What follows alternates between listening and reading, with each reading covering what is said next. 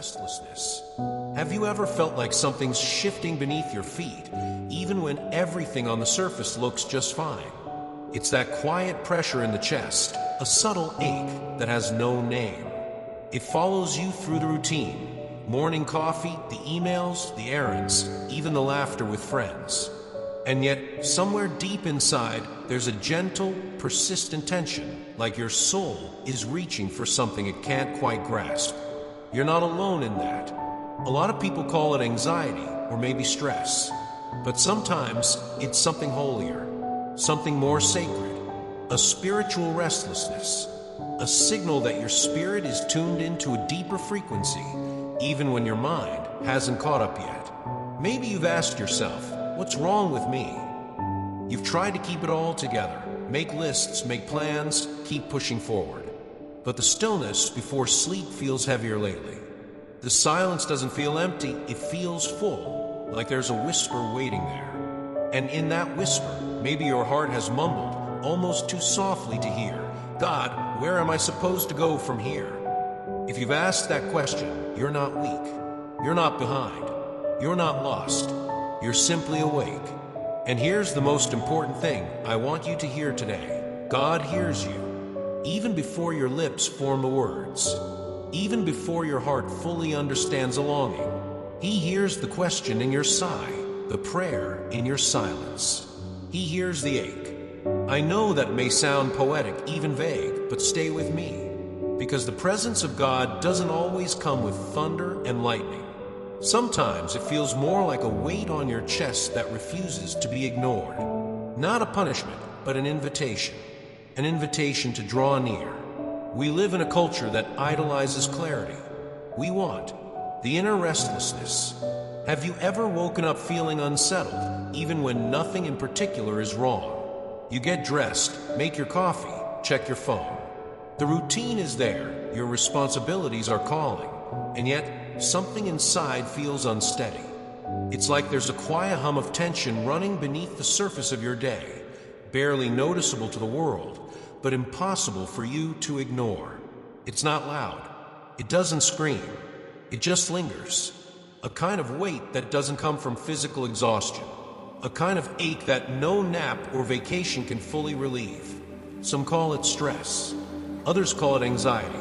But sometimes it's something deeper. Sometimes it's your soul trying to speak. It's what I like to call a sacred restlessness. A spiritual tension that shows up when the path ahead feels foggy, when the plans you had don't feel right anymore, when you're moving forward, but not with peace. Maybe you felt it too. That question you keep circling around in your mind. God, where am I supposed to go from here? You may not even say it out loud, but it leaks into your moments, into the silence before sleep, into the pause between tasks, into the moments you stare out the window and wonder, is this really it? But here's the truth that often gets lost in the chaos of modern life. Even before you ask the question, God hears you.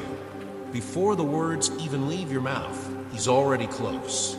You might feel like you're drifting, like you're trying to hold everything together with willpower and logic. But God's nearness is not dependent on your clarity. He's not waiting for you to have it all figured out. He's not measuring your value by how certain you are or how strong you pretend to be. He's simply there, present, still, close, and that restlessness you feel, it's not a sign of failure. It's not proof that you've strayed too far. It may actually be the very place where God begins to whisper again. Because when everything else grows quiet, when the world's noise fades, your spirit becomes more sensitive.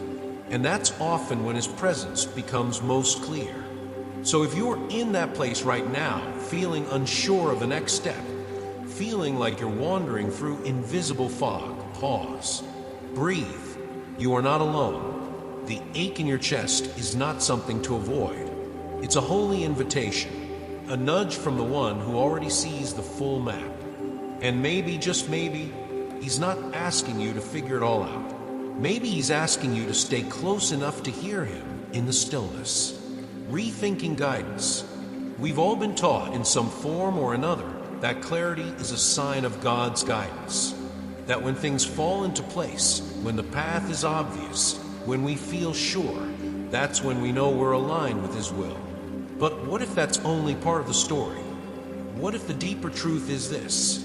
Sometimes God's guidance shows up most clearly when everything around us feels uncertain. We're conditioned to chase certainty. We look for the green lights, the open doors, the signs that tell us we're doing it right.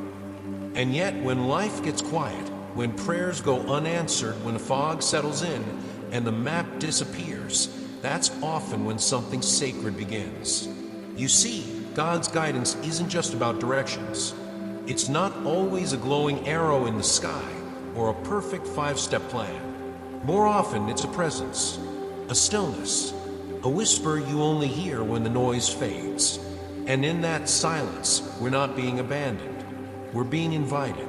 Invited to a different kind of walk, one not rooted in sight, but in trust. It's easy to follow when the way is lit. It's harder when the lights go out. But that's where the most profound transformation happens, when we stop depending on external proof and start leaning into inner peace. That's where we learn to tune into the voice that doesn't shout, but still speaks.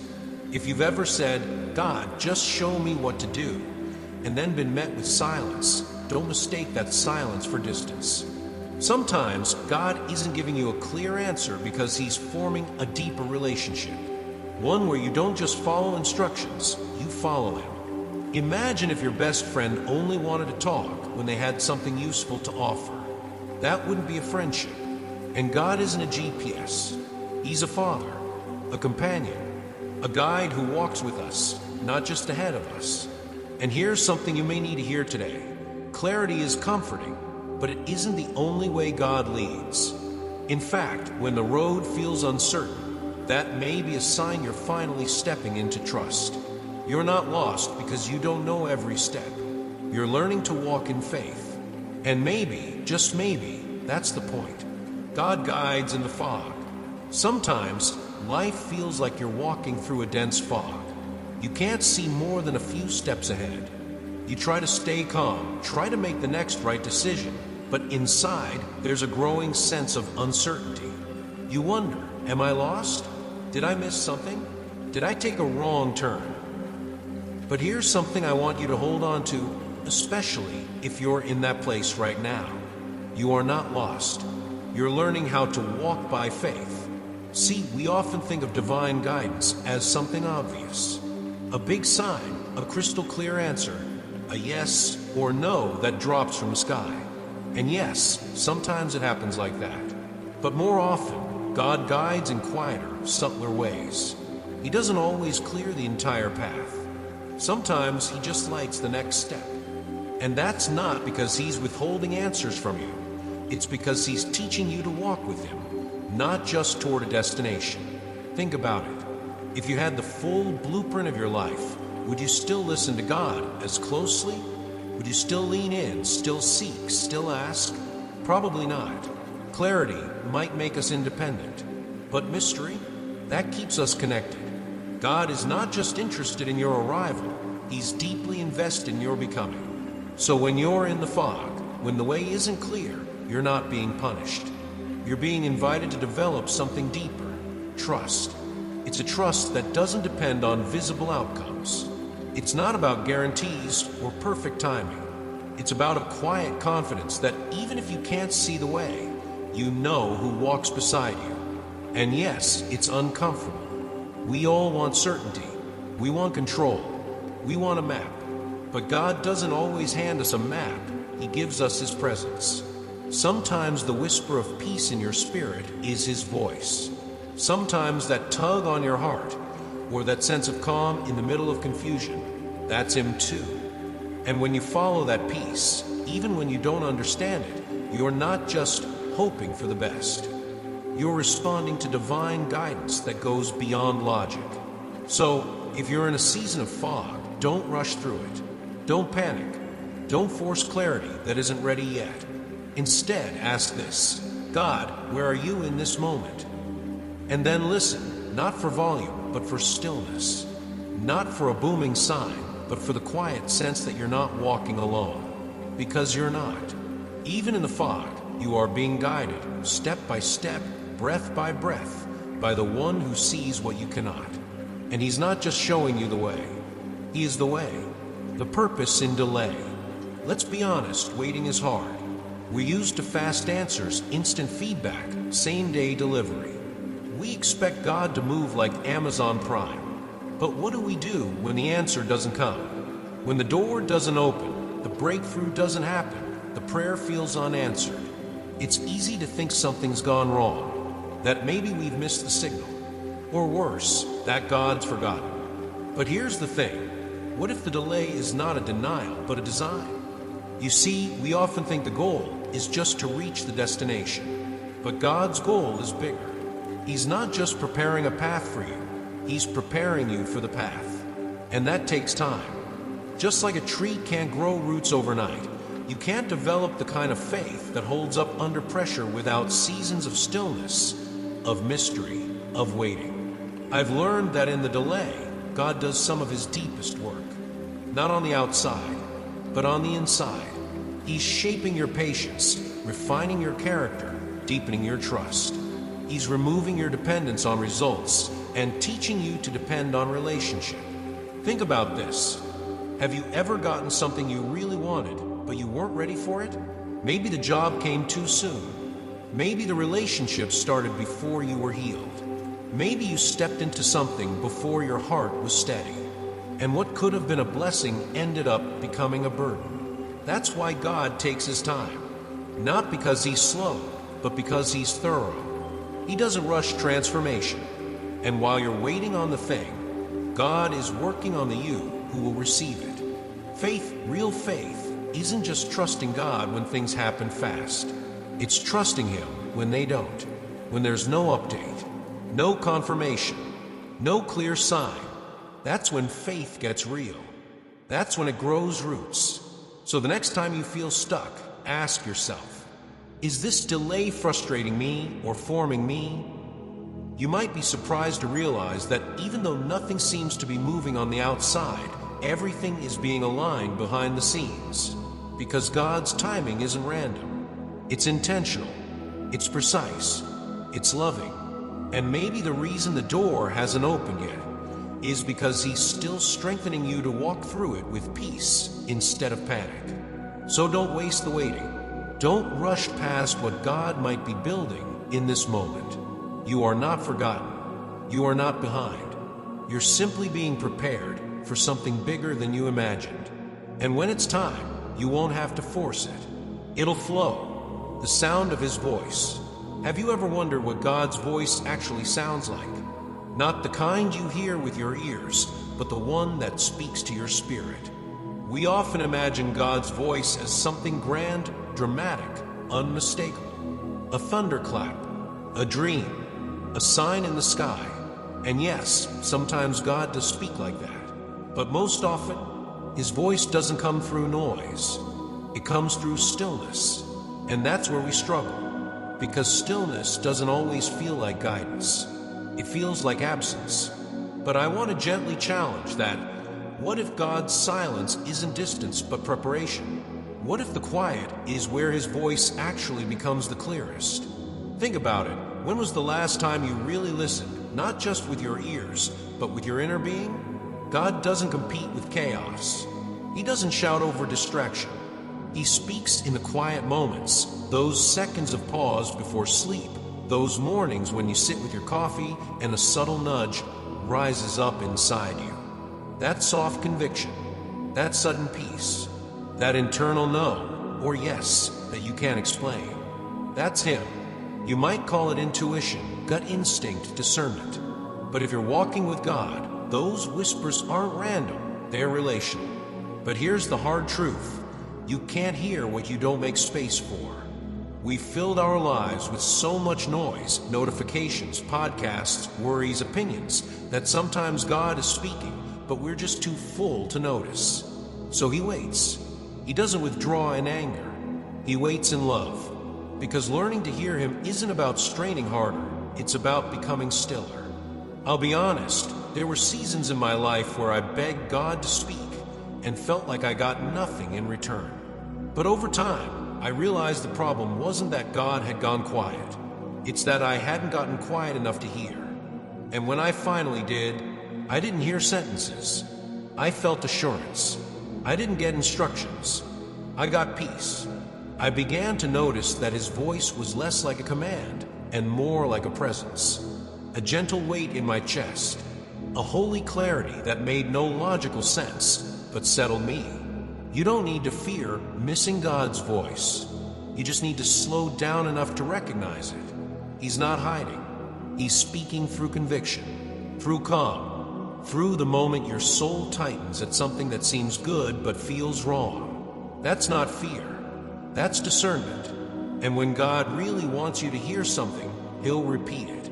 You'll hear the same phrase in a book, in a conversation, in a moment of prayer. That's how he prepares your heart before your mind even catches up. So don't wait for the thunder. Learn to listen for the whisper. Because more often than not, God doesn't speak to impress you. He speaks to invite you. Letting go of control. Let's be real. Most of us love control. We make plans. We set deadlines. We write to-do lists and cling to routines. And deep down, we believe that if we just organize things well enough, we'll stay safe, stay ahead, and maybe even stay in God's favor. But what happens when life doesn't follow the script? What happens when the door doesn't open, the plan falls apart, or the answer never comes?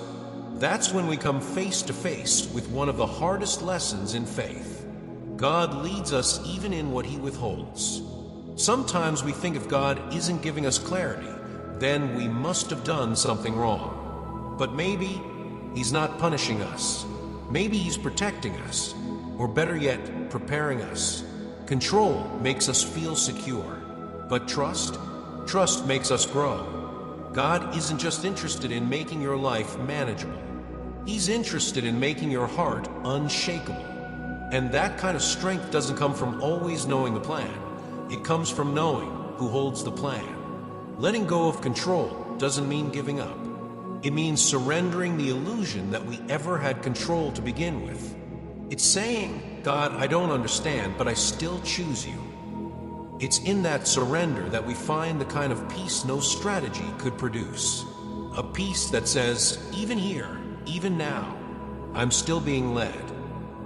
And that's where real trust begins, not when we get what we want, but when we keep walking even without it. Redefining signs and confirmation. How many times have we asked God for a sign? A glowing yes, a closed door, a divine interruption so clear it silences all doubt.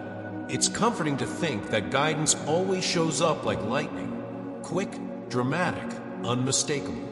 But in reality, most of the time it doesn't. Most of the time, God speaks in subtler ways, quiet confirmations that don't look like signs at all, unless you're paying close attention. Sometimes it's a gentle restlessness that won't let you stay where you are. Sometimes it's the way a certain thought keeps returning over coffee in prayer during a conversation with someone who had no idea what you were wrestling with. Sometimes it's the strange peace that falls over you when you consider a path that makes no practical sense, but somehow feels aligned. These aren't random. They're whispers, repetition, divine nudges. They're heaven's language disguised in the ordinary. And while we may long for clarity that's bold and unmistakable, God often chooses confirmation that requires closeness. Because he's not just trying to give you an answer, he's trying to draw you into relationship. I've learned that when God really wants you to notice something, he doesn't shout it once, he weaves it into your life. A verse that repeats itself. A phrase you hear from 3 different people in the same week. A conviction that gets stronger every time you try to ignore it. That's confirmation. It's not loud. It's layered. So maybe the question isn't, God, give me a sign. Maybe the better question is, God, what have you already been showing me that I've been too busy to see? If we slow down, if we tune out the noise long enough, we'll realize that God doesn't need to prove himself through spectacle. He confirms himself through peace. And when you feel that peace, lean in, because that's often the most reliable sign of all. compass within. Have you ever found yourself staring at two choices, both seemingly good, but you're paralyzed because you don't know which one is right? You pray. You weigh the pros and cons. You ask for signs. But what if the guidance you need isn't somewhere out there? What if it's already within you? There's a compass inside each of us. Not a GPS that gives turn-by-turn instructions, but a divine compass gently nudging us toward peace, toward alignment, toward God's presence. It's not loud. It doesn't pressure, but it's always pointing, if we're quiet enough to notice. That compass is God's Spirit in you. We often think guidance is about getting answers. But what if it's really about deepening relationship? What if instead of constantly asking God what to do, He's inviting us to learn how to walk with Him, day by day, choice by choice? The world teaches us to perform, to meet expectations, to get it all right. But God is not looking for flawless performance. He's looking for connection, for a heart that's open, a spirit that's willing to pause and say, God, what are you doing here? What are you showing me through this tension, this peace, this closed door? I used to think I had to earn His voice, like if I prayed more, fasted harder, or behaved better, then He'd speak. But over time, I realized something. The voice of God doesn't come through pressure. It flows through proximity. When you walk closely with Him, your inner compass sharpens, not because you've figured life out, but because you've learned to listen. Really listen. And no, it doesn't always lead you down the easiest path. Sometimes God's direction feels risky. Sometimes it requires you to leave behind what's familiar. But deep down, in that sacred place inside, you'll feel a quiet yes. That's the compass. That's the signal. That's Him. So instead of waiting for the heavens to open or a sign to drop into your lap, try this. Get still. Ask, where is the peace? Where is the pull? Not in the pressure, but in the posture of trust. Because the true direction of your life, your next step, your becoming, your healing, it's not somewhere out there in the distance. It's already planted within you. And God, He's not asking you to figure it all out. He's just asking you to follow. Transformation through intimacy. Have you ever noticed that the longer you spend time with someone, the more you begin to reflect parts of who they are? It's the same with God. The more time we spend in His presence, not just asking for things, but sitting with Him, being still, opening our hearts, the more we begin to change. Not in a forced way. Not because we're trying to be better, but because something in us starts to align with something in Him. That's the quiet miracle of intimacy. It's subtle. It's slow. But over time, it transforms how you hear, how you respond, and how you move through the world. We often want discernment to be instant. Like, God, just tell me what to do. But what if God is more interested in shaping who you are than solving what you do? Discernment doesn't come from having all the right answers. It comes from having the right posture, a posture of nearness, of humility, of consistent communion. Some of the most spiritually mature people I've ever met didn't get there through big spiritual revelations. They got there by showing up every day with their questions, their fears, their hopes. And in that slow, steady surrender, they began to recognize the sound of God's voice, not just in the silence, but in their own spirit. That's how transformation happens. Not when you finally arrive, but when you stay close long enough that His peace becomes your compass, His truth becomes your filter, and His love becomes your instinct. You're no longer just walking for God, you're walking with Him. And in that intimacy, something sacred is born. Wisdom that's not borrowed from others, but cultivated through closeness.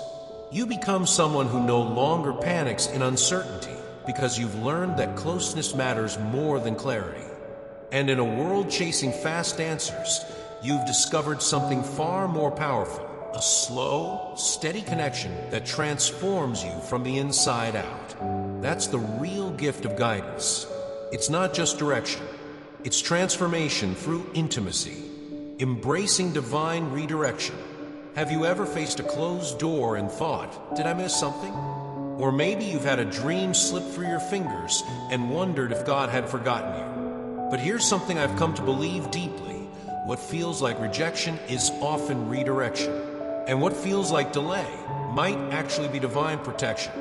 We don't always see what God is doing behind the scenes, but He sees every angle, every motive, every trap the enemy has set. And sometimes the no you didn't want is the grace you didn't know you needed. It's hard, I know. We get emotionally invested in plans. We build timelines. We hope, we pray. And when things fall apart, it feels personal. It feels like failure. But if we're willing to look closer, sometimes we'll see that God didn't abandon us. He intervened. Closed doors can be holy. Lost opportunities can be sacred detours. Because when God is writing your story, He cares just as much about who you're becoming as where you're going. I've had moments when I was sure I was on the right path, but then things started unraveling. And at first I was confused, angry even, but later I could see how those disappointments were saving me, how they were opening space for something better, something more aligned. Divine redirection doesn't always come with explanation, but it always comes with intention. So if you're in a season where doors are closing, don't panic. Don't assume you've failed. Instead, ask, God, what are you protecting me from? What are you preparing me for? Because He's not punishing you. He's leading you, just not always in the way you expected. And sometimes that's where the miracle begins. Guidance as a lifestyle. For many people, guidance feels like something we ask for in crisis. We pray when we're at a crossroads. We seek clarity when we feel stuck. We cry out when nothing makes sense. And that's okay, God welcomes that. But what if guidance is meant to be a lifeline we only reach for in emergencies? What if it's meant to be a lifestyle? You see, God doesn't just want to drop instructions into our laps once in a while. He's not just a rescue plan when we're desperate. He wants to walk with us, to guide us in every breath, in every decision, even in the mundane. It's like learning to dance with someone. At first, you're focused on the steps. Am I doing this right? Should I turn here? What if I mess it up? But over time, the rhythm becomes natural. You stop overthinking. You start moving together. That's what walking with God looks like. That's what a lifestyle of guidance feels like. It's not about hearing a dramatic word from heaven every day. It's about becoming so familiar with God's presence that peace becomes your compass. That stillness becomes your strength. That trust becomes second nature. There's a quiet rhythm to a life led by God. And the more you lean into it, the more you'll realize peace is often more powerful than logic. Inner rest is a better confirmation than outward signs. So ask yourself, am I only seeking guidance when I feel lost? Or am I learning to live in tune with God, moment by moment? Because the truth is, divine guidance isn't a destination. It's a way of living. Comparison versus communion. Have you ever looked at someone else's journey and wondered, why does it seem so clear for them, but so cloudy for me? It's easy to slip into comparison, especially when we're waiting. We scroll through social media, listen to others talk about how God told me this, or everything fell into place, and quietly think, what am I missing? But here's something sacred to remember. Your path is not supposed to look like theirs. You are not behind. You are not forgotten. You are on a unique journey, handcrafted between you and God. Comparison is a thief. It steals peace, joy, and presence. It distracts you from the sacred conversation happening within your own soul. Because God isn't giving you someone else's blueprint. He's inviting you into communion, into closeness, into trust. Some of the most powerful moments of clarity don't come through loud signs. They come through stillness, through the quiet assurance that you are exactly where you need to be, even if others seem further ahead. Don't measure your steps by someone else's story, because the truth is, clarity is not the goal, communion is. The closer you walk with God, the less you'll crave comparison. the more you'll treasure the subtle ways He moves in your life, ways that might never show up on a stage, but change you deeply on the inside. So the next time you find yourself envying someone else's pace or clarity, pause and ask, am I listening to their journey or leaning into mine? Because God's guidance isn't mass-produced. It's personal, and so is your calling. Guidance in the mundane. We often expect divine guidance to come with fanfare, big moments, sudden clarity, or signs that light up like a neon arrow. But what if God is most present in the ordinary? Sometimes we miss His voice because we're only listening for something dramatic. But God isn't always loud. Often He speaks in soft rhythms, in the silence before the world wakes up, in the unexpected calm after a difficult conversation, in that small exhale when your mind finally stops racing. Think about it. How many moments in your life seem small at the time, but looking back, they were sacred turning points? Maybe it was the gentle nudge to take a different route home, and you avoided something. Or the quiet urge to reach out to someone, and they told you it was exactly what they needed that day. That's how the Spirit works. Not just in churches or prayer closets, but in kitchens, grocery stores, park benches. God is not confined to holy spaces. Every space becomes holy when you become aware. We tend to underestimate the power of peace. But inner peace in a mundane moment, that's not coincidence. That's direction. That's guidance. So if life feels slow or uneventful right now, don't assume God is distant. He might be drawing near in ways that feel simple but are shaping your soul profoundly. Don't rush through the mundane. That's often where the miracle is hidden. Comparison versus communion. It's tempting, isn't it? To look at someone else's life and wonder why they seem so certain, so aligned, so guided. You scroll, you observe, and deep down you begin to question, why don't I hear from God like that? Why is their path so clear while mine still feels like a fog? But here's the thing, comparison is a thief, not just of joy, but of communion. When you start measuring your spiritual progress by someone else's clarity, you begin to trade intimacy for envy. But guidance was never meant to be a competition. God never called you to copy someone else's journey. He called you to walk with Him. Their signs may look louder. Their answers may come faster. But what if God is doing something quieter and deeper in you? Something that can't be posted, can't be quantified, can't even be explained yet? You see, clarity is not always evidence of closeness. Sometimes it's in the confusion where intimacy is born because you're listening harder, leaning deeper, and waiting longer. That kind of closeness, it builds trust that no quick answer ever could. So the next time you're tempted to compare, ask instead, what is God whispering to me in this season? Don't rush to match someone else's highlight reel. Stay faithful in your hidden room of communion, because the God who speaks to them is the same God who is gently shaping you. Guidance in the mundane. We often look for God in the grand moments, in the breakthroughs, the open doors, the flashes of clarity. But what if His most consistent guidance doesn't arrive in fireworks, but in whispers?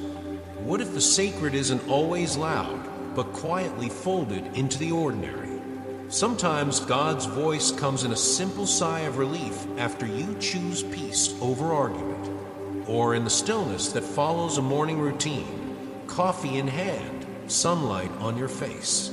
You feel a sense of calm, and though it says nothing out loud, your spirit hears, this is right.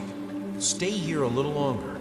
I think we've been conditioned to expect God to speak in burning bushes and dramatic signs, but He's also in the dishes, in the drive to work, in that random thought to text a friend. And maybe, just maybe, those subtle nudges are heaven's way of guiding your feet without needing to shout. Think about this. How many times have you looked back and realized that God was guiding you, even in moments you thought were too boring to matter? The mundane isn't void of meaning. It's the soil where trust grows deep. So if today feels uneventful, even dull, pause. What if the quiet is not absence but presence?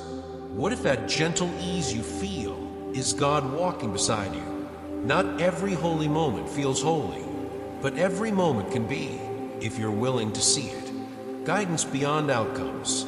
We live in a world obsessed with results. Did it work? Did it succeed? Was it worth it? These are the questions we're trained to ask. But when you walk with God, the real question becomes, was I aligned? Sometimes things go smoothly, and we take that as a sign we're on the right path. But what about the moments when doors close? When efforts fall flat? When your yes to God doesn't lead to success, but silence or resistance? See, divine guidance isn't always proven by a perfect outcome. Sometimes it shows up as a deeper peace in the middle of things falling apart. Sometimes it's found in the courage to keep going when nothing is working, because you know God said stay. There were moments in my own journey where I thought I missed God because nothing made sense. But looking back, I see clearly He wasn't just guiding me toward something. He was guiding me through something, through surrender, through obedience, through trust, even without reward. So maybe the delay isn't a detour. Maybe the failure isn't a failure.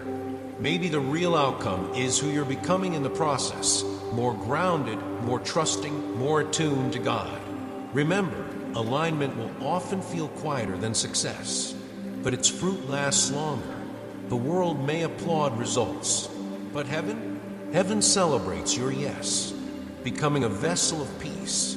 There's a kind of peace that doesn't shout. It doesn't demand the spotlight or come wrapped in answers. It simply enters the room with you, calm, grounded, and undeniable.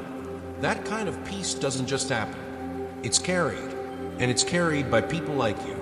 When you've walked through confusion and chosen trust, when you've stayed faithful even when nothing made sense, something inside you changes. God's peace begins to settle in, not just for you, but through you. You become a vessel, not of certainty, but of stillness. You may not always know the answers, but your very presence starts to become a place of safety for others. They feel steadier around you, not because you fix their problems, but because you carry peace in a world full of panic. Think about someone in your life who calms the storm just by sitting beside you. They don't say much. They don't try to control, but their stillness is contagious. That's the kind of person God is shaping you into.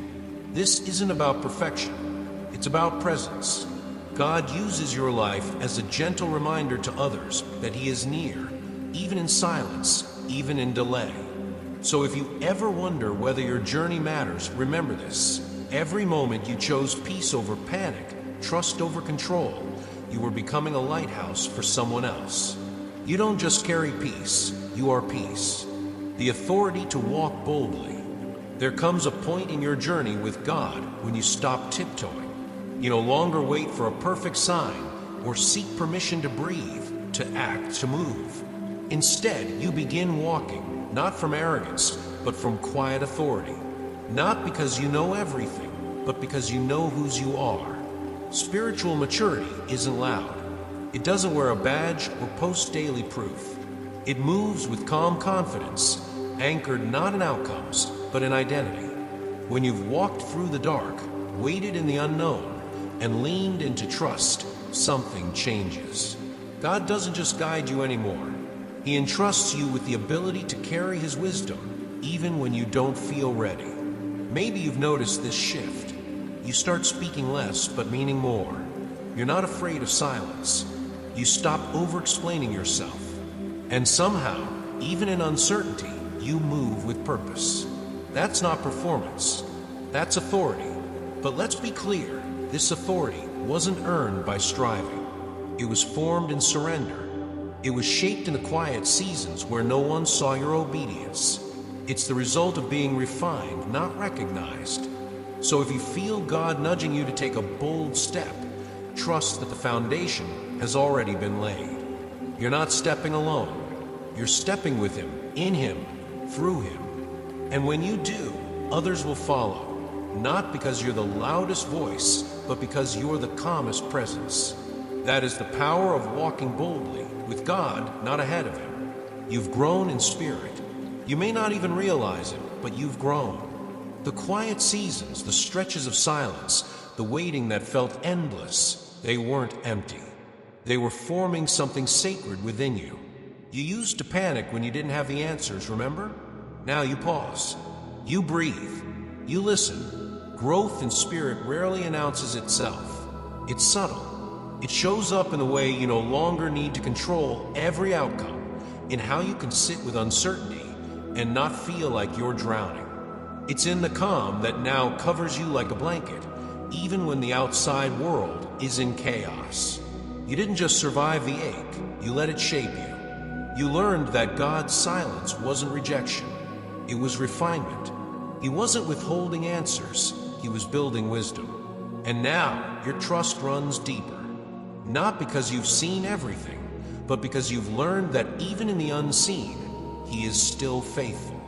Think back to the version of you from before, the one who needed signs, needed constant reassurance.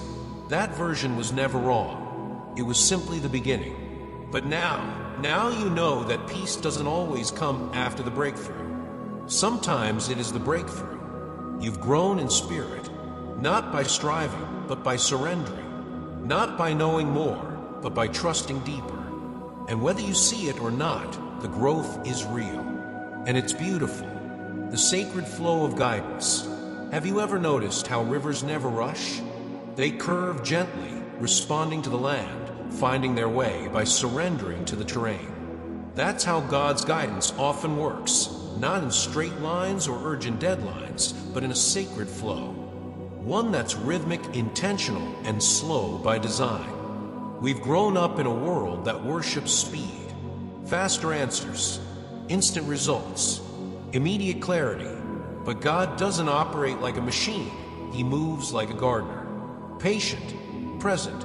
He plants seeds of insight that take time to bloom. He prunes when needed.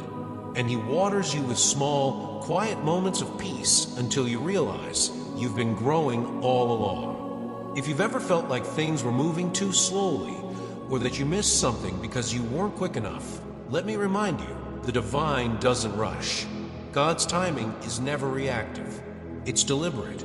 And though it might not align with your plans, it always aligns with your becoming.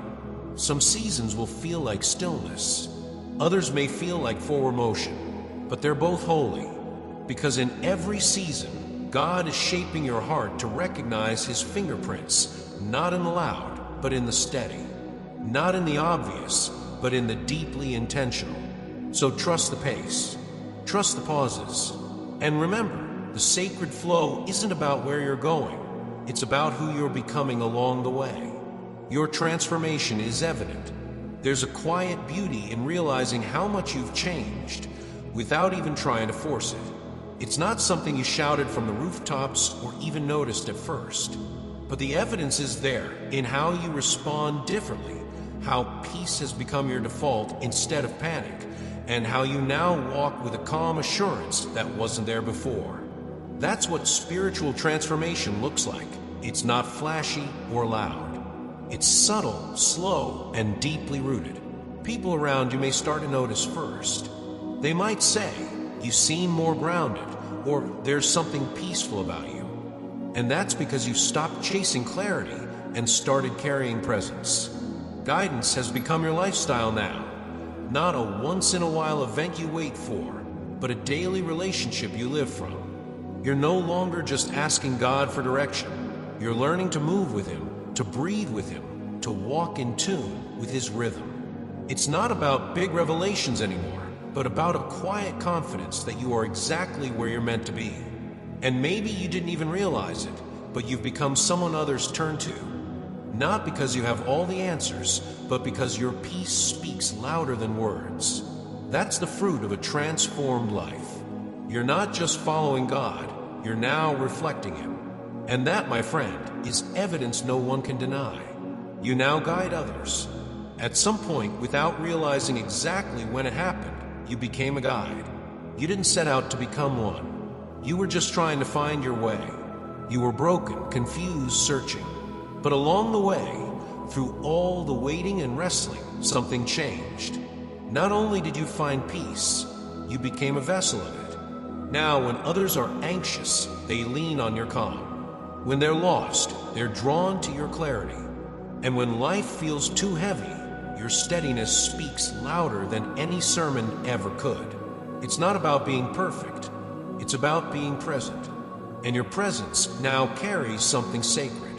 Think about a lighthouse. It doesn't chase ships or shout directions. It simply stands, anchored, bright, unwavering. That's what your life has become. You're not trying to fix everyone, but by simply being who you've become, you're already leading.